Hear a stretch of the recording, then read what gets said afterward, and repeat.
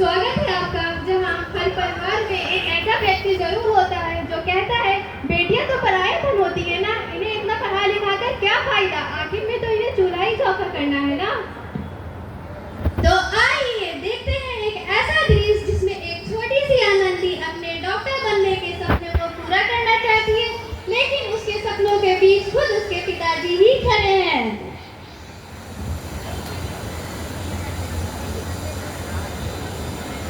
क्या हुआ आनंदी के पिताजी, आप कुछ परेशान दिख रहे हैं। परेशान तो हूँगा ना आनंदी की माँ, आखिर एक बेटी का बाप जो हूँ, उसे जल्द से जल्द विदा करने का समय आ गया है। पर हमारी आनंदी तो अभी बहुत छोटी है, उसके तो पढ़ने लिखने और खेलने की उम्र है। देख पार्वती, लड़की पराया धन होती है, उसको जितना जल्दी हो सके विदा कर देना चाहिए तो ही अच्छा है। पर आप एक बार विचार कर लें इस बारे में। मैं कुछ नहीं जानता, आनंदी की पढ़ाई आज से बंद।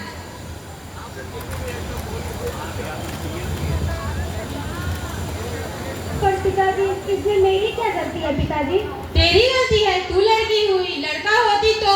लड़का होती तो क्या। ए लड़की, ज्यादा जबान न चला, नहीं तो जबान हलक से निकाल कर खींच लूंगा। पर पिताजी, मैं पढ़ना चाहती हूँ, मैं पढ़ लिख कर कुछ बनना चाहती हूँ। ला तेरा किताब ला, इसको अभी फाड़ के काम करना। मत फाड़िए पिताजी, मत फाड़िए। ये क्या किया आपने पिताजी, आपने मेरी किताबें ही नहीं, मेरी किस्मत को ही फाड़ दी। देख छोरी, ये किताब ना लड़कों के हाथों में अच्छी लगती है, लड़कियों के हाथों में सिर्फ मेहंदी अच्छी लगती है, मेहंदी। पिताजी, लेकिन छोरा और छोरी तो दोनों हमारी आंखों के समान होते हैं ना। जितनी जल्दी हो सके उतना जल्दी चूल्हा चौका सीख ले, इतना ही अच्छा है। तेरी ब्याह होगी वो भी कल के कल। पर पिताजी, मुझे घर के काम नहीं अच्छा लगता पिताजी।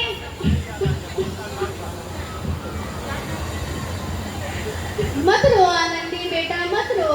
अबला तेरी यही कहानी, आंचल में है दूध और आंखों में है पानी। मत रो बेटा, तेरे बापू के आगे मेरी एक न चल सकेगी बेटा, मुझे माफ कर दे बेटा, मुझे माफ कर दे।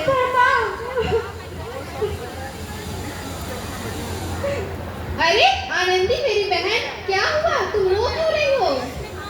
भाई, पिताजी ने मेरी पढ़ाई भी रोक दी और यही नहीं, को लेके कल मेरी शादी कर दी। क्या ऐसा कहा पिताजी ने। तुम परेशान मत हो, मैं अभी पिताजी से जाके बात करता हूँ, मैं ऐसा नहीं होने दूंगा, तुम चुप हो जाओ आनंदी।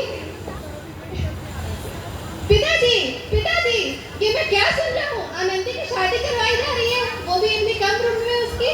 देख रही हो ना आनंदी की माँ, ये कितना बड़ा हो गया है कि मुझे बता रहा है कि क्या सही है क्या गलत है। पर हमारा बेटा बिल्कुल ठीक कह रहा है।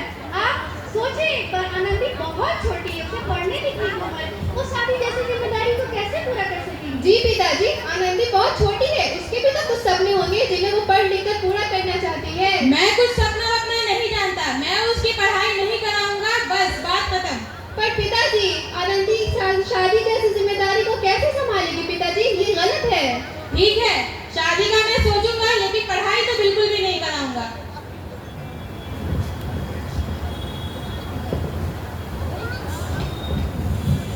क्या हुआ, आप इतनी परेशान क्यों हैं? अरे क्या बताऊं आनंदी की भाभी, पिताजी आनंदी की शादी करवा रहे हैं और उसकी पढ़ाई लिखाई भी बंद करवा दी। ओह, ये तो वाकई चिंता का विषय है, लेकिन अब परेशान ना हो, क्या ही कर सकते हैं।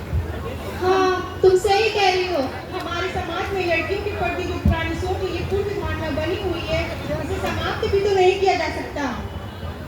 हाँ खैर छोड़ो, मैं तो भूल ही गया, तो हमारी तबीयत भी आजकल सही नहीं रह रही है, चलो एक बार डॉक्टर से चेकअप करा लेते हैं। आप सही कह रहे हैं, चलिए चलते हैं। चलो। कहाँ जा रहे हो बेटा। अरे पिताजी, संध्या को डॉक्टर के पास लेके जा रहे हैं। रुको मैं भी चलता हूँ, कहीं कुछ तशवीश ना हो जाए। ठीक है, चलिए। आइए, क्या हाल चाल है, सब ठीक चल रहा है ना। क्या हाल चाल है, सब सही चल रहा है ना। नहीं डॉक्टर साहब, देखिए ना, संध्या की तबीयत आजकल ठीक नहीं रह रही है। अच्छा, आइए मैं आपका एक बार चेकअप कर लेता हूँ। नहीं नहीं, ये मैं क्या देख रहा हूँ, मेरी बहू महिला है और डॉक्टर साहब इसका इलाज करेंगे, बिल्कुल नहीं। महिला को सिर्फ डॉक्टर ही देख सकती है। अरे चाचा जी, ये कैसी बातें कर रहे हैं आप, बीमारी यह नहीं देखती कि डॉक्टर लड़का है या लड़की, असल बात तो ज्ञान और सेवा भावना की होती है। मैं कुछ नहीं जानता, बीमारी कुछ भी हो, लेकिन मेरी बहू सिर्फ और सिर्फ डॉक्टरनी को दिखाएगी, ना कि डॉक्टर साहब को। चलो बहू चलो। बात तो सुनिए।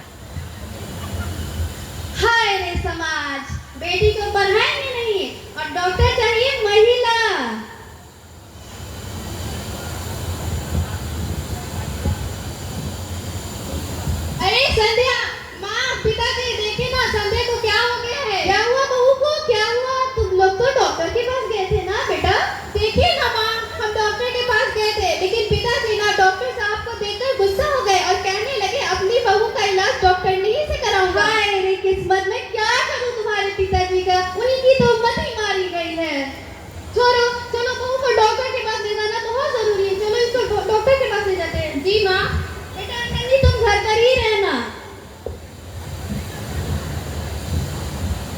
डॉक्टर साहब देखिए मेरी बहू को क्या हुआ, अचानक चक्कर खाकर गिर गई। अरे क्या हुआ इन्हें? मैं तो इनको देख के ही समझ गया था कि इनकी स्थिति कुछ सही नहीं है, पर चाचा जी जिद कर तो लेके चले गए। अब देखिए हालत, इन्हें एडमिट करना पड़ेगा। डॉक्टर साहब कुछ भी कीजिए पर मेरी बहू को बचा लीजिए। डॉक्टर साहब बचा लीजिए। जी मैं पूरी कोशिश करूंगा। कहाँ गए सबके सब? अस्पताल। क्यों, क्या हुआ? भाभी की तबीयत बहुत ज्यादा खराब हो गई थी, इसलिए भाई उन्हें डॉक्टर के यहाँ लेके गए। मैं भी जाता हूँ। जाइए जाइए, जो भी हुआ है आप ही के कारण हुआ है। क्या हुआ बेटा, ठीक तो हो ना? महिला बस महिला, बेटी को पढ़ाएंगे नहीं लेकिन बहू के लिए डॉक्टर नहीं चाहिए। देख रहे हैं ना पिताजी संध्या की हालत, ये सब आपके कारण हुआ है पिताजी।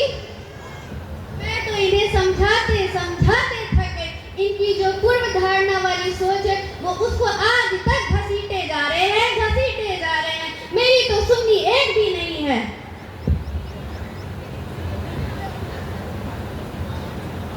क्या हुआ पिताजी? भाभी ठीक है ना? नहीं बेटा, संध्या बहुत बीमार है। उसकी कहीं ना कहीं बीमारी की वजह मैं ही हूँ। शायद समय रहते मैंने उसको डॉक्टरनी को दिखाने की जिद न की होती तो आज वो सही होती। बेटा मुझे माफ कर दे, मैंने तेरे साथ ही बहुत गलत किया। मैं भी तुझे पढ़ाऊंगा, आज से तेरी पढ़ाई की जिम्मेदारी सब मेरी होगी। धन्यवाद पिताजी। पिताजी, बेटी बोझ नहीं, देश का भविष्य है, उसे पढ़ाओ